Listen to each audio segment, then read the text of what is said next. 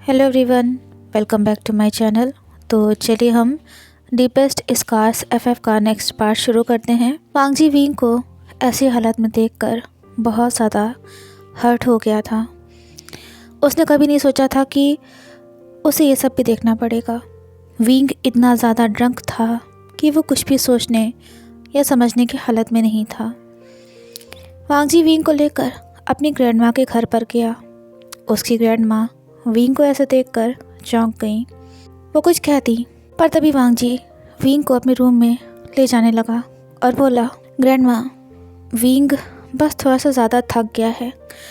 और तभी ग्रैंडमा बोली, वांग जी, लेकिन ये केक तुम्हारा फेवरेट है ना। तुम कितना खुश थे कि तुम अपना बर्थडे विंग के साथ सेलिब्रेट करोगे, लेकिन अब क्या करोगे। विंग तो वांग जी बहुत ज़्यादा उदास हो गया था, पर वो अपनी सैडनेस की वजह से अपनी ग्रैंडमा को परेशान नहीं करना चाहता था। वांग जी बोला, ग्रैंडमा, मेरा गिफ्ट मुझे मिल चुका है और अब मुझे कुछ भी नहीं चाहिए। ये कहकर वो विंग को रूम की तरफ ले जाने लगा। विंग ठीक ढंग से अपने कदम आगे भी नहीं बढ़ा पा रहा था। वो बार बार वांग जी से दूर जाने की कोशिश कर रहा था, पर हर बार वांग जी उसे अपनी बाहों में और कसकर पकड़ ले रहा था। किसी तरह से वो दोनों रूम तक पहुँचे। वांग जी ने विंग को बेड पर बैठाया और अलमारी की तरफ जाने लगा। तभी विंग ने उसका हाथ पकड़ लिया और कहा, वांग जी, तुम कहाँ जा रहे हो। वांग जी विंग की तरफ देख भी नहीं रहा था। उसे रोना आ रहा था। उसने कहा, विंग, तुम्हारी शर्ट गीली हो गई है, इसे चेंज कर लो, नहीं तो तुम्हारी तबीयत ख़राब हो जाएगी और मैं नहीं चाहता कि मेरी वजह से तुम किसी मुसीबत में पड़ो। विंग ने वांग जी के हाथ से अपने फोरहेड को रब करते हुए कहा, वांग जी, मुझे नहीं पता कि ये सब कैसे हुआ। मुझे सच में नहीं पता कि मैं वहाँ पर कैसे पहुँच गया। मैं तो वेनेसा और बाकी के कोवर्कर्स के साथ पार्टी में था। तभी वांग जी ने विंग के हाथ से अपने हाथ को छुड़ाते हुए कहा, लेकिन विंग, तुम्हें वेनेसा तो याद थी ना। तुम उसे तो नहीं भूले जब मैंने तुमसे कहा कि क्या तुम सबके सामने हमारे रिलेशन को एक्सेप्ट कर सकते हो, तो तुम्हारे पास मेरी इस बात का कोई जवाब नहीं था। तुमने मेरे गले में हाथ डालकर वेनेसा का नाम लिया। विंग बोला, वांग जी, प्लीज़ मुझे माफ़ कर दो। I am really sorry. मैं तुमसे। तभी एकदम से वांग जी विंग के ऊपर आ गया और उसे नीचे बेड पर पुश कर दिया। वो विंग की आंखों में देखते हुए बोला, विंग, पता है तुम मेरे प्यार को क्यों नहीं एक्सेप्ट कर पाए, क्योंकि, और नहीं तो कर सकते हो, क्योंकि तुम मुझसे प्यार ही नहीं करते हो। विंग ये सुनकर चौंक गया और बोला, वांग जी, ये तुम कैसी बातें कर रहे हो। मैं तुमसे। वांग जी की आंखों से आंसू बह रहे थे जो विंग के चेहरे पर गिरने लगे। वो बोला, विंग, तुमने मुझे इतना हर्ट किया है ना कि मैं सही से सांस तक नहीं ले पा रहा हूँ। फिर भी मैं तुम्हें हर्ट नहीं कर सकता क्योंकि मैं तुमसे बहुत प्यार करता हूँ। इट्स ओके विंग, मैं अब तुम्हें परेशान नहीं करूँगा। ये मेरी और तुम्हारी आज आखिरी मुलाकात है। आज आखिरी बार हम दोनों साथ में हैं। विंग बोला, वांग जी, प्लीज़ मेरी बात सुनो। उसके लफ्ज़ लड़खड़ा रहे थे और सांसें हैवी हो रखी थी। विंग बोला, आई नो कि मैं अपनी फीलिंग्स को लेकर पूरी तरह से श्योर नहीं था, लेकिन प्लीज़ वांग जी, मुझे एक और मौका दे दो। मैं सब कुछ ठीक कर दूँगा। ये सुनते ही वांग जी हंसा। उसकी हंसी में दर्द और गुस्सा साफ साफ नज़र आ रहा था। वो बोला, विंग, तुम्हें मैं एक और मौका दे दूँ ताकि तुम फिर से मेरे दिल, मेरी फीलिंग्स के साथ खेल सको। विंग, तुम्हें नहीं पता, जब मैंने तुम्हें होटल के उस रूम में देखा और तुम्हारी वो कंडीशन देखी, तो तुम्हें नहीं पता कि मेरे दिल पर क्या बीती थी। जिस इंसान से आप इतना ज़्यादा प्यार करते हो, उसे आप किसी और के साथ ऐसे देखो तो आपको कैसा लगेगा। विंग, एक बार अगर तुम मुझे बोल देते कि तुम मेरे प्यार को सबके सामने एक्सेप्ट कर लोगे, तो शायद मैं इस चीज़ को अपने दिमाग से निकालने की कोशिश करता, लेकिन विंग, तुम्हारा मुझे जवाब ना दे पाना ही मेरे लिए काफ़ी था। ये कहते ही वांग जी उसके ऊपर से उठा और वो अलमारी की तरफ जाने लगा। उसने अलमारी से एक शर्ट निकाली और उसे विंग की तरफ फेंकते हुए कहा, विंग, इसे पहन लो। ये आज आखिरी बार है विंग, जब मैं तुम्हारे लिए रो रहा हूँ। ये कहकर वांग जी रूम से गुस्से में बाहर निकल गया। न जाने क्यों, पर विंग की आंखों से आंसू आ गए। उसने अपने आंसुओं को पोंछते हुए कहा, ये मैंने क्या कर दिया? मैंने वांग जी को कैसे इतना हर्ट कर दिया? आई एम सॉरी वांग जी। मैं क्या करूँ जो सब कुछ ठीक हो जाए? मुझे कुछ समझ नहीं आ रहा है ये सब। लगभग 1 घंटे बाद जब वांग जी रूम में वापस आया तो उसने देखा कि विंग ने अपने क्लॉथ्स अभी भी चेंज नहीं किए हुए थे और वो ऐसे ही बेड के एक कोने पर करवट लेकर सोया हुआ था। वांग जी ने पहले सोचा कि वो विंग के क्लॉथ्स को चेंज कर दे, पर अचानक से उसके कदम रुक गए। वो बेड के दूसरे कोने पर जाकर लेट गया, पर उसे नींद ही नहीं आ रही थी। उसने विंग की ओर देखा, जो न जाने कब से एक ही पोजीशन में लेटा हुआ था। वांग जी का मन था कि वो विंग को अपने गले से लगा ले, उससे लड़े, उससे पूछे कि क्यों किया उसने उसके साथ ऐसा, पर वो इतना ज़्यादा हर्ट हो गया था कि वो चाह कर भी विंग के पास नहीं जा पा रहा था। वो दूसरी तरफ मुँह करके लेट गया। तभी कुछ देर बाद वांग जी को अपनी कमर पर किसी के हाथ महसूस हुए। वो जब तक कुछ समझता तभी विंग ने वांग जी को पीछे से अपने गले से लगा लिया।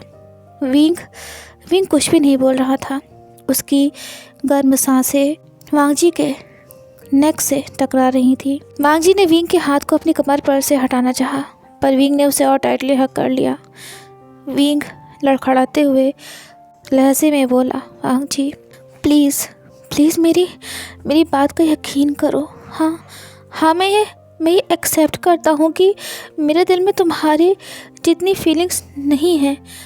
तुम जितना प्यार करते हो उतना शायद मैं नहीं करता। लेकिन वांग जी, तुम जब मेरी केयर करते थे, तुमने हर बार जब मुझे स्पेशल फील करवाया, तो वांग जी, मुझे दिल में एक ऐसी फीलिंग महसूस हुई, एक ऐसा एहसास हुआ जिसे शायद मैं कभी समझ ही नहीं पाया। वांग जी, मैं सच कह रहा हूँ, मुझे नहीं पता कि मैं वहाँ कैसे पहुँचा। और तभी विंग आगे कुछ कहता, तभी वांग जी बोला, विंग, क्या तुमने मेरे प्यार को मजाक समझा है कि जब तुम चाहो उसको एक्सेप्ट करो, उसे यूज़ करो, और जब मन चाहे तो मुझे अपनी ज़िंदगी से निकाल फेंको? तभी विंग बोला, वांग जी, अगर तुम मुझसे अलग हो गए तो मैं। वांग जी को विंग की सिसकियों की आवाज़ सुनाई दे रही थी। वो झौंक गया। वो सब कुछ बर्दाश्त कर सकता था, पर विंग का रोना नहीं, बिल्कुल भी नहीं। उसे तकलीफ़ में वो बिल्कुल भी नहीं देख सकता था। तभी वो विंग की तरफ मुड़ा, जो जानता था कि उसे विंग से दर्द के सिवा कुछ भी नहीं मिलेगा। वो बोलते हैं ना कि आपका दिल गवाही देने लगता है। वांग जी बोला, विंग, तुम क्या चाहते हो मुझसे? बोलो तुम मुझसे क्या चाहते हो? मैं हर चीज़ को इग्नोर करके तुम्हारे साथ रहूं? तुम यही चाहते हो ना? लेकिन ऐसा नहीं हो सकता है। मेरा दिल इतना स्ट्रांग नहीं है, इतना मजबूत नहीं है कि मैं तुम्हारे इस इग्नोरेंस को बर्दाश्त करूं।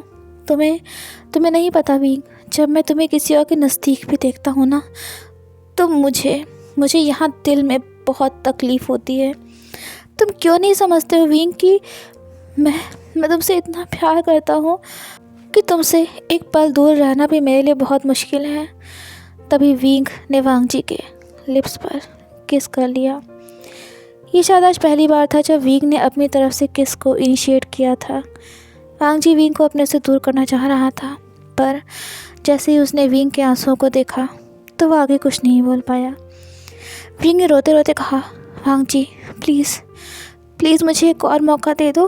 वांग जी, मैं वादा करता हूँ कि।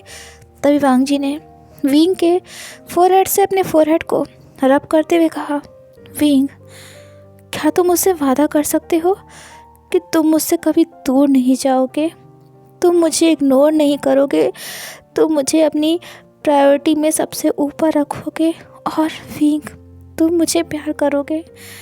क्या क्या इतना सा तुम मुझे दे सकते हो विंग? इसके अलावा मुझे तुमसे कुछ भी नहीं चाहिए। विंग मैं तुम्हारे बिना नहीं जी सकता।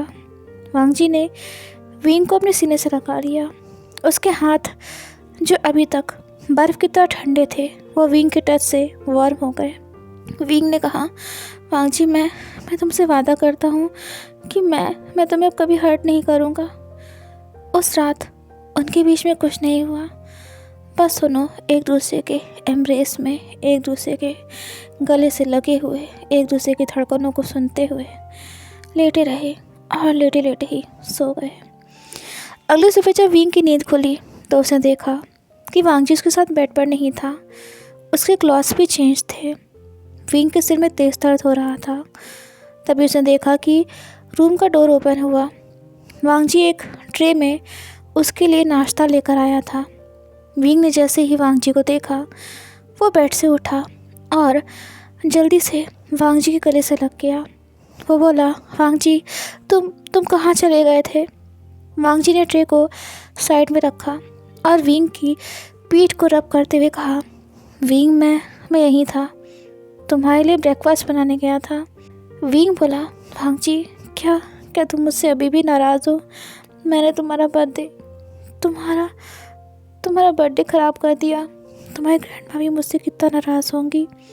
तभी वांग जी ने विंग के लिप्स पर एक सॉफ्ट किस किया और कहा, विंग ना तो मैं और ना ही ग्रैंडमा तुमसे नाराज़ है, लेकिन विंग प्लीज़ तुम मुझे इग्नोर मत करना। विंग ने कहा, वांग जी इस बार ऐसा कुछ भी नहीं करूँगा मैं। वांग जी ने विंग की तरफ स्माइल करते हुए कहा, अच्छा ठीक है विंग, अब मत रो वरना तुम्हारी आंखें सो जाएंगी। तुम्हारी फिल्म की शूटिंग भी तो है ना। ब्रेकफास्ट करने के बाद वांग जी विंग को उसके घर पर छोड़ने गया। यानी ने जैसे ही विंग को देखा तो वो बोली, आशियान तुम कल रात से कहाँ थे? मैंने और आशियान ने तुम्हें कितना कॉल किया, डैड भी कितना परेशान थे, कहाँ थे तुम कॉल भी रिसीव नहीं कर रहे थे। विंग सुनकर चौंक गया। उसे समझ में नहीं आ रहा था कि वो क्या बोले। तभी वांग जी बोला, मिस यानली विंग मेरे साथ था। ये सुनते ही यानली चौंक गई, क्योंकि उसे तो नहीं पता था ना कि विंग और वांग जी के बीच में क्या रिलेशन है। यानली बोली, क्या? तभी विंग बोला, वो चीज़ें कल मेरी शूटिंग कंप्लीट होने में थोड़ा सा टाइम ज़्यादा लग गया था, इसलिए मैं वांग जी की ग्रैंडमा के घर पर रुक गया था। विंग ने वांग जी की तरफ देखा, जिसका चेहरा थोड़ा सा उदास हो गया था। वो बोला, शीजे मैं। तभी वांग जी ने कहा, विंग अब मुझे जाना होगा, मुझे काफ़ी लेट हो रहा है। यानली बोली, मिस्टर वांग जी प्लीज़ आप कॉफ़ी तो पी लीजिए। वांग जी बोला, नो इट्स ओके, मैं फिर कभी आऊँगा। ये कहकर वांग जी पीछे मुड़ा और रूम से बाहर निकल गया। विंग बोला, शीजे मैं बस अभी आया। ये कहकर वो जल्दी से वांग जी के पीछे भागा। तब तक वांग जी अपनी कार में बैठ चुका था। विंग उसके पास जाता उससे पहले ही वांग जी वहाँ से निकल गया। वांग जी अपने आप को समझा रहा था कि it's okay Wang ji, Wing तुमसे प्यार करता है, उसे कुछ टाइम दे दो, सब ठीक हो जाएगा। उसने कार लैंड मैंशन के बाहर खड़ी की और अंदर जाने लगा। उसका भाई और मॉम कुछ बातें कर रहे थे। शीजन ने जैसे ही वांग जी को देखा वो बोला, वांग जी तुम कल रात से कहाँ थे? तुमने हम में से किसी की भी कॉल नहीं उठाई और नहीं तो मैसेज का रिप्लाई किया। वांग जी बोला, सॉरी का मैं थोड़ा बिजी था। ये सुनते ही मिसेस लैन बोली, वांग जी तुम विंग के लिए मुसीबतें मत खड़ी करो, अब वो एक सेलिब्रिटी बन चुका है और तुम्हें कोई भी नहीं पहचानता है। वांग जी तुम्हारे पास अभी भी एक मौका है। एक फिल्म डायरेक्टर तुम्हें अपनी मूवी में कास्ट करना चाहते हैं, बस तुम्हारी हाँ की का इंतज़ार है। वांग जी बोला, मॉम मैं विंग से प्यार करता हूँ, इसलिए वो जितना ज़्यादा फेमस होगा उतना ही मैं खुश होऊंगा, और रही बात मेरी मॉम तो मैं ऐसे ही खुश हूँ। ये कहकर वांग जी अपने रूम में चला गया। मिसेस लैन बहुत ही ज़्यादा फ्रस्ट्रेटेड थी, गुस्से में थी। वो बोली, वांग जी मैं भी देखती हूँ देख कब तक तुम्हारा ये प्यार उस विंग के लिए रहता है। जल्दी वांग जी तुम वही करोगे जो मैं चाहती हूँ। सो फ्रेंड्स, ये पार्ट कैसा लगा आपको कमेंट्स में ज़रूर बताइएगा, और अगर अच्छा लगा हो तो लाइक शेयर, चैनल को सब्सक्राइब करना मत भूलिएगा। मिलते हैं नेक्स्ट पार्ट में। Till then take care, have a nice day.